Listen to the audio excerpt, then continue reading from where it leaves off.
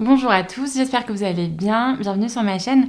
Pour ceux qui ne me connaissent pas encore, je m'appelle Mathilde et sur cette chaîne, je vous parle de mode, de couture et de modélisme. Et j'ai lancé il y a bientôt 3 ans ma marque de patron de couture qui s'appelle Méthode Mathilde.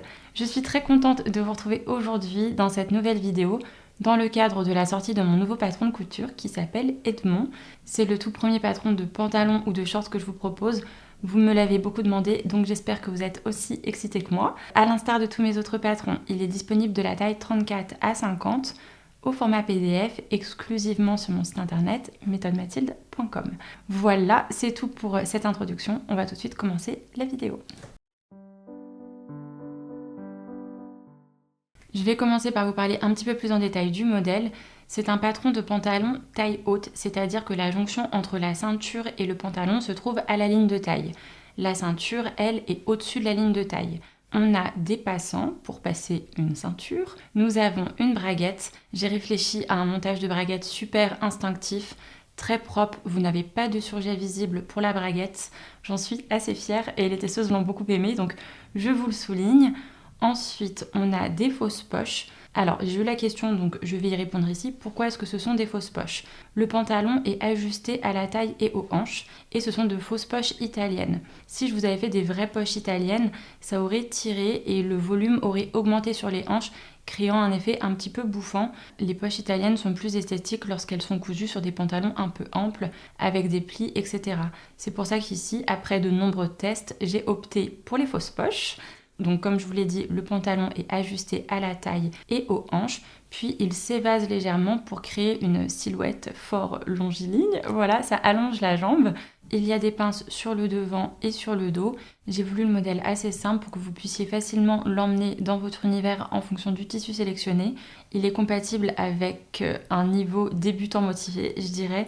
Le plus difficile dans le pantalon, c'est la braguette. Mais une fois qu'on a passé la braguette, ça va comme sur des roulettes. Si vous n'avez jamais cousu de pantalon, ça va très bien se passer. Ne vous inquiétez pas, je vous explique absolument tout. De nombreux tissus principaux sont compatibles avec le modèle Edmond. Le choix dépendra surtout de vos envies. Si vous voulez un rendu fluide, vous pouvez vous orienter vers un crêpe de laine ou alors un sergé de laine. Si vous voulez un rendu plus structuré, vous pouvez choisir une gabardine de coton, un lin, un dénime léger. Je vous déconseille d'aller au-delà de 350 grammes par mètre carré. C'est le grammage de ma version beige et je pense que c'était bien assez. Même un chouïa trop épais à mon goût. Bien qu'il soit populaire, je vous déconseille le crêpe de viscose parce que j'ai eu plusieurs péripéties. Le crêpe est une armure qui par son tissage a tendance à se détendre et la viscose est une matière qui, de par sa composition, a également tendance à bouger. Ce qui fait que si vous cousez ce pantalon dans un crêpe de viscose, à la fin de la couture, il va être ajusté, très beau, vous allez l'enfiler parfait. Et au fur et à mesure de la journée, il va se détendre, allant jusqu'à gagner plusieurs centimètres. Donc vous n'aurez pas ce rendu fité sur la taille et sur les hanches qui met bien en valeur. Vous aurez un rendu beaucoup plus loose, beaucoup plus lâche. J'ai cousu une version en crêpe de viscose et je me suis dit que c'était pas une bonne option, donc je vous le déconseille.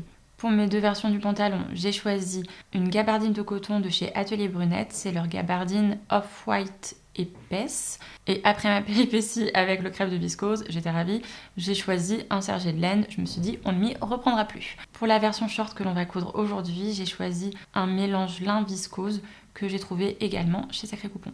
Voilà, c'est tout. On va pouvoir passer à la couture. Les bords de certains morceaux sont à surfiler avant de commencer le montage, d'autres le seront ultérieurement, sont à surfiler dès à présent pour les jambes devant, l'entrejambe, la fourche et l'ourlet, pour les jambes dos, les lignes de côté, l'entrejambe, la fourche et l'ourlet, pour les ceintures devant tous les côtés, pour la ceinture dos tous les côtés et pour les passants, les deux lignes verticales.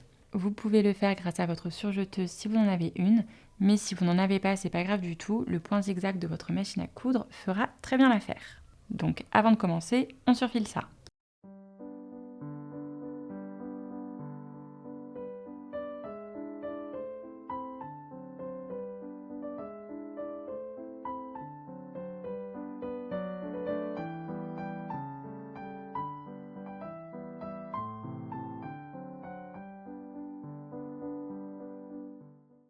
On commence avec l'étape numéro 1, on va s'occuper des jambes devant et des jambes dos. On va commencer par la sous-étape A, la fermeture des pinces. On prend les jambes devant et dos. En suivant les lignes de milieu des différentes pinces, on les plie en deux, rabattant l'endroit sur l'endroit. On épingle les pinces, on les coud, puis on aplatit ces dernières au fer à repasser en rabattant leur fond vers l'extérieur du vêtement.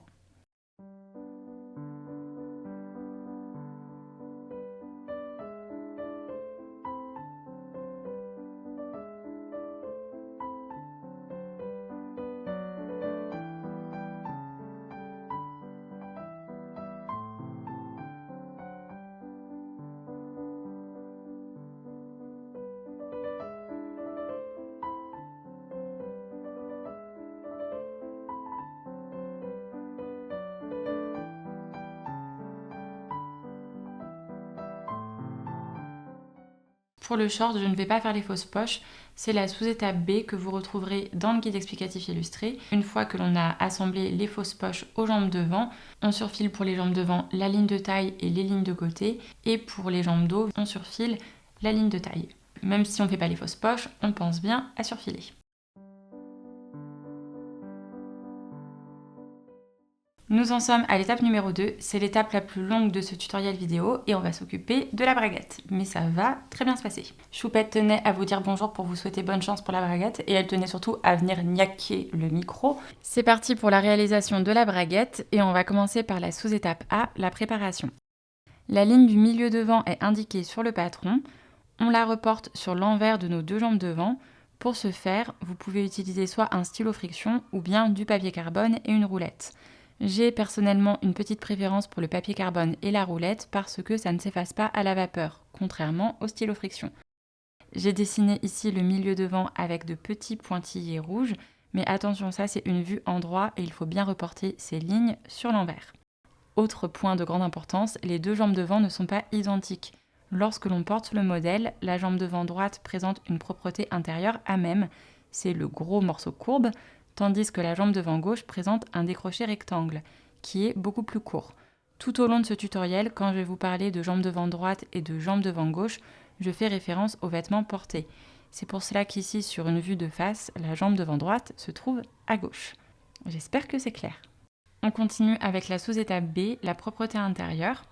On place la propreté intérieure en doublure endroit contre endroit avec la jambe devant droite. On les épingle ensemble le long de leur ligne courbe.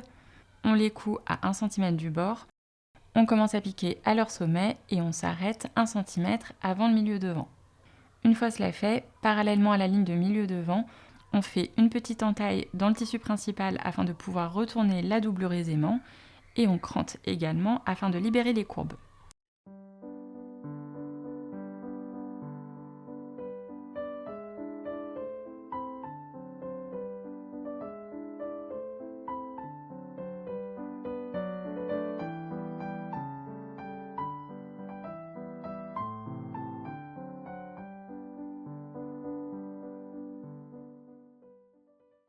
On retourne la propreté intérieure en doublure vers l'envers de la jambe devant droite et on aplatit la couture au fer à repasser.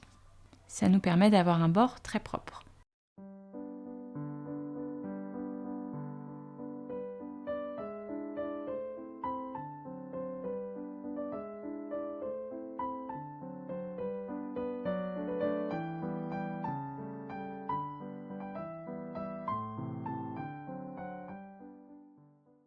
On passe à la sous-étape C, on va s'occuper de la fourche. On place les deux jambes devant endroit contre endroit. On les épingle ensemble le long de leur fourche. On les coud à 1 cm du bord. On commence à piquer 3 cm après le début de la fourche et on s'arrête au cran de fin de la fermeture à glissière. On fait attention à ne pas prendre la doublure de la propreté intérieure dans notre couture. Pour ce faire, je vous conseille de coudre l'envers de la jambe devant droite sous les yeux. Comme ça, vous pouvez bien écarter la doublure quand vous piquez. On passe à la sous-étape D, la jambe devant gauche. On plie le décroché rectangle vers l'envers et on marque ce repli au fer à repasser. Le bord franc du repli coïncide avec le milieu devant. Puis, afin d'harmoniser les extrémités inférieures de la future braguette, on coupe le petit carré de 1 cm sur 1 cm qui dépasse. On prend la fermeture à glissière, on la place endroit contre le repli de la jambe devant gauche, bord à bord, ses premières dents à 1,5 cm du sommet de la jambe. On ne place surtout pas les premières dents plus haut parce qu'on ne veut pas gêner l'assemblage avec la ceinture. Et je vous conseille même de couper l'excédent de ruban si vous en avez pour éviter des décalages entre les deux jambes. On épingle le ruban au repli sans prendre le reste de la jambe. On change pour un pied spécial zip invisible. Alors on est d'accord, on n'est pas en train de coudre un zip invisible, mais c'est quand même beaucoup plus aisé avec ce pied. Donc on enfile ce pied à notre machine et l'envers de la jambe devant gauche sous les yeux, à 2 mm de sa pliure, on pique en prenant le ruban de la fermeture à glissière en dessous. Afin de ne pas être gêné par le curseur, je vous conseille de réaliser cette couture en 2 temps, premièrement avec la fermeture ouverte, puis avec la fermeture fermée.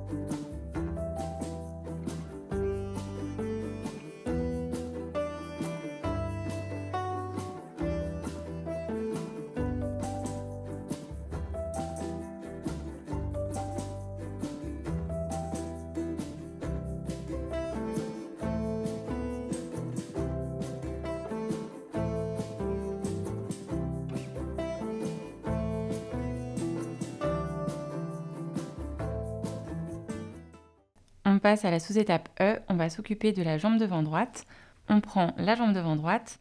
En suivant sa ligne de milieu devant, on plie la propreté intérieure vers l'envers et on marque ce repli au fer à repasser.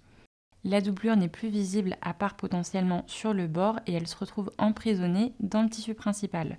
Une fois cela fait, on dispose les jambes devant à plat, de manière à ce que leurs deux milieux devant coïncident. On les épingle pour qu'ils restent bien l'un sur l'autre et on place la fermeture à glissière en droit contre la propreté intérieure de la jambe devant droite. À l'instar de tout à l'heure, ces premières dents se trouvent à 1,5 cm du sommet de la jambe. On épingle le ruban à la propreté intérieure sans prendre le reste de la jambe, attention. On vérifie que l'on n'a pas créé de décalage entre les deux milieux devant lors de ce second épinglage, puis on désépingle les milieux devant pour passer à la couture. Toujours avec un pied spécial zip invisible, on pique en prenant le ruban de la fermeture à glissière et la propreté intérieure, une première fois à 2 mm des dents de la fermeture et une seconde fois à l'extrémité extérieure du ruban. Afin de ne pas être gêné par le curseur, on réalise ces coutures en 2 temps, premièrement avec la fermeture ouverte, puis avec la fermeture fermée. Enfin, on coupe les petits bouts de la fermeture à glissière qui dépassent en bas de la propreté intérieure. On veut une braguette propre, je crois qu'on a compris.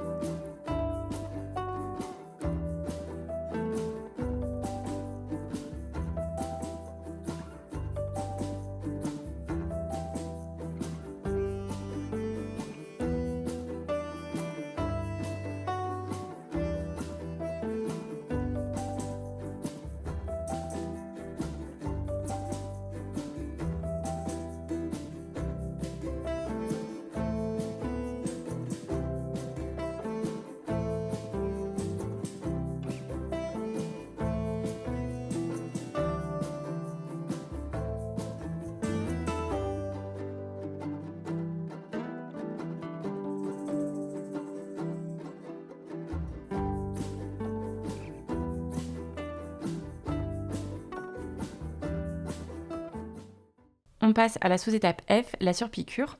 On place les jambes devant à plat, envers sous les yeux, et on épingle le bord courbe de la propreté intérieure à la jambe devant droite. On vérifie qu'on n'a pas créé de faux plis, parce que ce serait très moche. Une fois cette vérification effectuée, envers sous les yeux, on coud à 5 mm de son bord. On commence à piquer au sommet de la jambe devant droite et on s'arrête 1 cm avant le milieu devant. Lorsque l'on pique, on passe sur le ruban de la fermeture. Alors, il est très important de ne pas aller plus loin lorsque l'on effectue cette couture parce qu'il nous reste encore à assembler le soupon à la jambe devant gauche. C'est pour cela qu'on ne va pas jusqu'à la jonction entre les deux jambes. On s'arrête bien 1 cm avant le milieu devant. Lors de la réalisation de cette surpiqûre, je vous conseille d'aller lentement et de retirer les épingles au fur et à mesure que vous piquez afin de ne pas créer d'irrégularités, afin de ne pas créer d'irrégularités dans votre point. Si vous laissez les épingles, vous aurez peut-être des points un peu plus longs, d'autres un peu plus courts, et ce ne sera pas joli. Donc, on retire les épingles. On passe à la sous-étape G, on va s'occuper du soupon.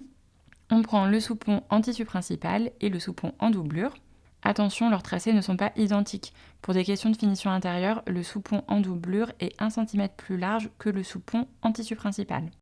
On les place endroit contre endroit, on les épingle ensemble le long de leur ligne courbe, on les coud à 1 cm du bord, puis on crante afin de libérer les courbes. On retourne le soupon à l'endroit et on aplatit la couture au fer à repasser. On surfile l'extrémité de la doublure qui dépasse, puis afin d'éviter des décalages lors de l'assemblage du soupon avec la jambe devant gauche, on épingle le tissu principal et la doublure ensemble le long de leur ligne droite et on coud à 2 mm du bord du tissu principal. Ainsi, les deux épaisseurs du soupon sont bien fixées de partout. On place le soupon endroit contre envers avec les jambes devant, c'est-à-dire que l'endroit du soupon se retrouve contre l'envers des jambes devant. Le bord du tissu principal du soupon se place au bord de la fermeture à glissière. Je vous l'ai mis sur le dessin avec des petits points rouges. On place bien le soupon de la sorte et on épingle.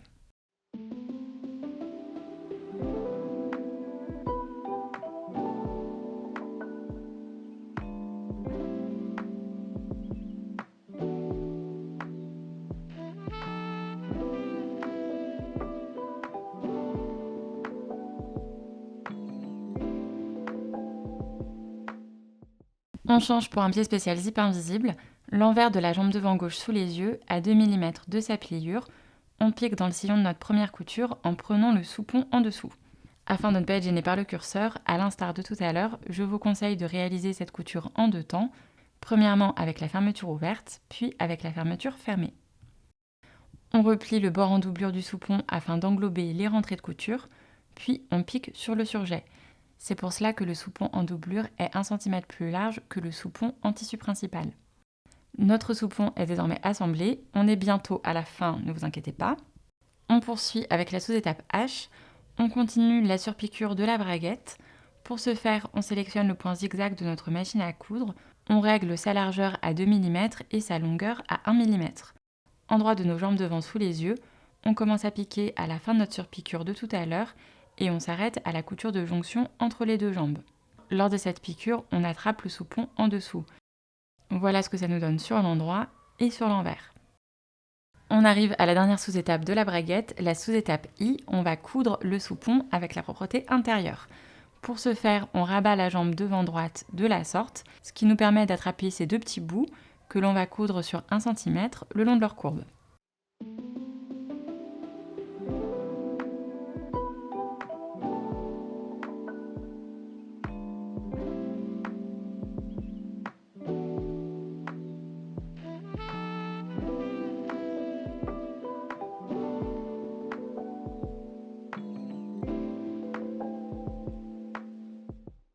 Nous voilà à l'étape numéro 3, on va assembler les jambes devant avec les jambes dos.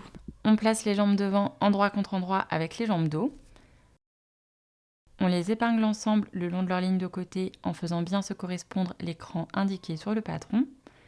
On les coud à 1 cm du bord et on ouvre les coutures au fer à repasser. On place de nouveau les jambes devant endroit contre endroit avec les jambes dos. On les épingle ensemble le long de leur ligne d'entrejambe. Attention, ici il y a un léger embut à résorber au-dessus de la ligne de genou. On les coud à 1 cm du bord et on ouvre les coutures au fer à repasser. On place les deux jambes endroit contre endroit le long de leur fourche. Pour ce faire, on retourne l'une des deux jambes à l'endroit et on la place à l'intérieur de celle à l'envers. On épingle la fourche en faisant bien se correspondre ces différents repères, le milieu dos, le cran de la fourche dos et la jonction devant dos. On coud à 1 cm du bord. On commence à piquer au milieu dos et on s'arrête lorsque l'on rejoint la piqûre de tout à l'heure sur le devant. Une fois cela fait, on ouvre la couture au fer à repasser.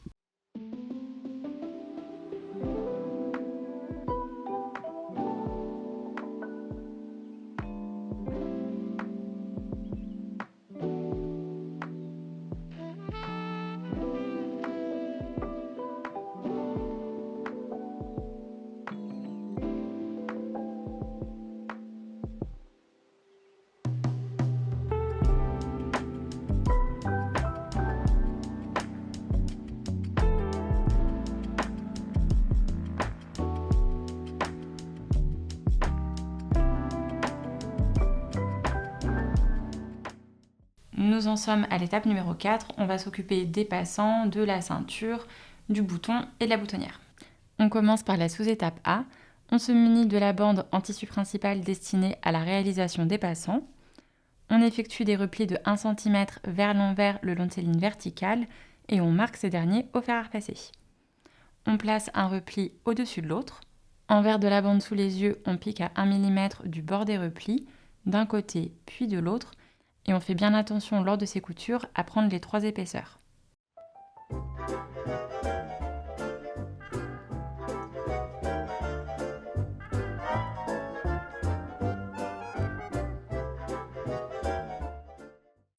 On découpe la bande pour obtenir les 5 passants souhaités, c'est-à-dire 5 morceaux de 8 cm de hauteur. Sur la vidéo j'en ai 6, mais on n'a besoin que de 5 passants.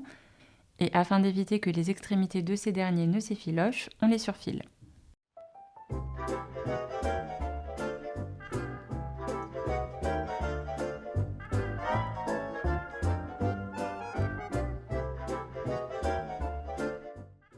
On passe à la sous-étape B, on va s'occuper des ceintures devant et dos. Petit point de vigilance, les ceintures devant gauche et droite ne sont pas similaires parce que les jambes devant gauche et droite ne sont pas similaires. C'est assez logique. La ceinture gauche est plus longue que la ceinture droite. Pour le tissu principal, on place les ceintures devant droite et gauche endroit contre endroit avec la ceinture dos. On les épingle ensemble, puis on les coud à 1 cm du bord et on ouvre les coutures au fer à repasser. On répète l'opération avec la doublure. Ici, pour plus de maintien, la doublure de la ceinture est à couper dans le tissu principal.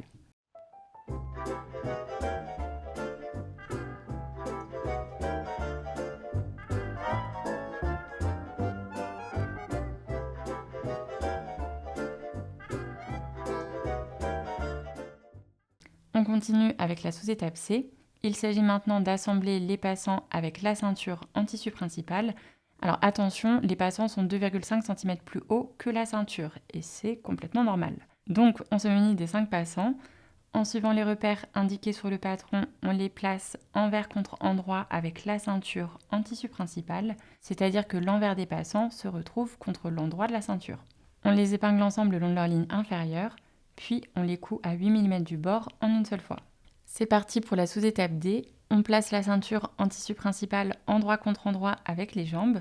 Les passants se retrouvent pris en sandwich entre les deux. On les épingle ensemble en faisant bien se correspondre ces différents repères. Les pinces de la jambe dos correspondent au cran de la ceinture dos. Les jonctions jambes devant et dos correspondent aux jonctions ceinture devant et dos. Les coutures des fausses poches correspondent au cran numéro 1 des ceintures devant. Et les pinces jambes devant correspondent au cran numéro 2 des ceintures devant. Lors de cet épinglage, les ceintures devant dépassent des jambes de 1 cm et c'est complètement normal puisqu'il reste encore à assembler la doublure. Donc les jambes sous les yeux, on coud ces deux parties ensemble à 1 cm du bord, puis on aplatit la couture au fer à repasser en rabattant les rentrées vers la ceinture.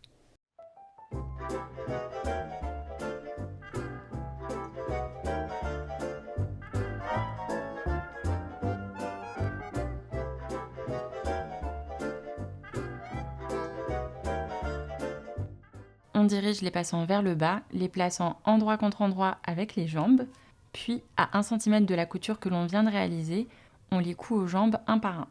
Et on fait très attention à ne pas déborder sur les jambes lors de ces coutures. Personnellement, je fais même plusieurs allers-retours pour être sûre que cette couture soit bien solide, parce que si elle se défait, c'est une tannée à recoudre. Donc je vous conseille de faire la même chose.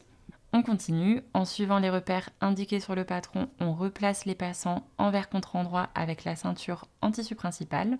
On les épingle ensemble le long de leur ligne supérieure, puis on les coud à 8 mm du bord en une seule fois. On arrive à la sous-étape E, on va assembler la ceinture en doublure avec le tissu principal. On prend la ceinture en doublure, on effectue un repli de 1 cm vers l'envers le long de sa ligne inférieure et on marque ce dernier au fer à repasser. On place la ceinture en doublure endroit contre endroit avec son tissu principal, on les épingle ensemble sur leur ligne supérieure et de côté. Les passants sont pris en sandwich entre les deux. On coud ces deux parties ensemble à 1 cm du bord. Lors de ces coutures, on pique sur les replis de la doublure.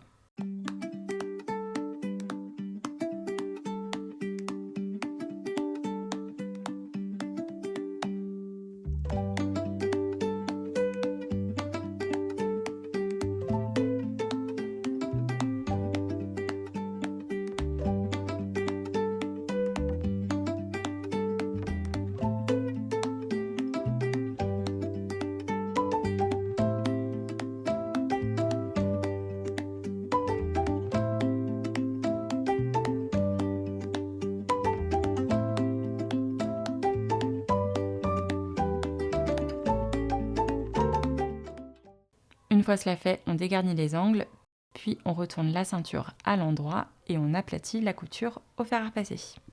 Enfin, on fixe la doublure à la main sur la ligne inférieure de la ceinture.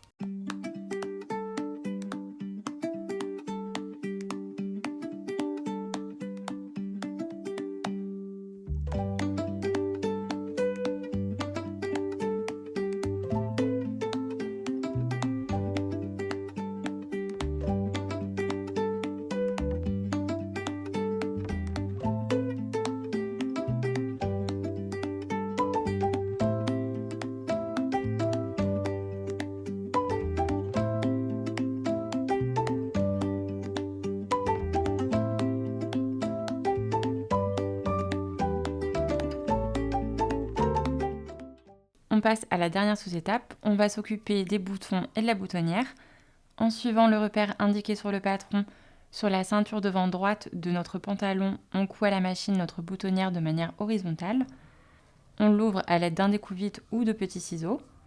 Puis, toujours en suivant le repère indiqué sur le patron, cette fois-ci sur la ceinture devant gauche de notre pantalon, on coud notre bouton.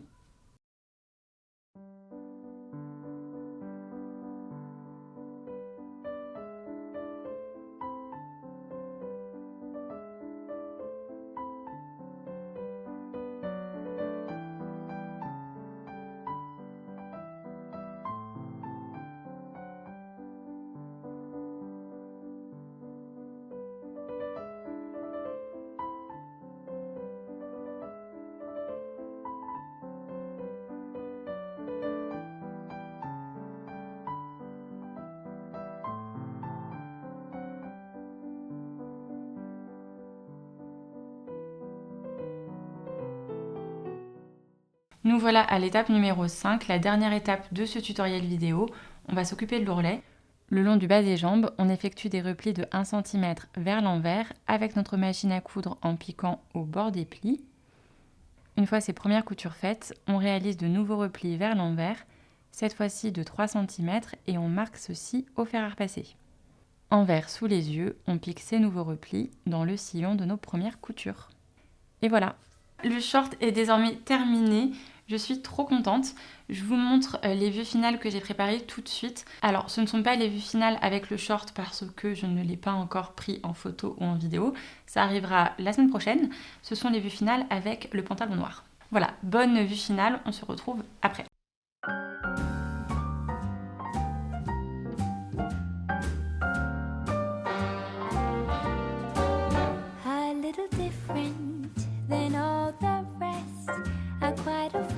Where I had sometimes played chess, and when I'm out, I'm looking for that vintage fling.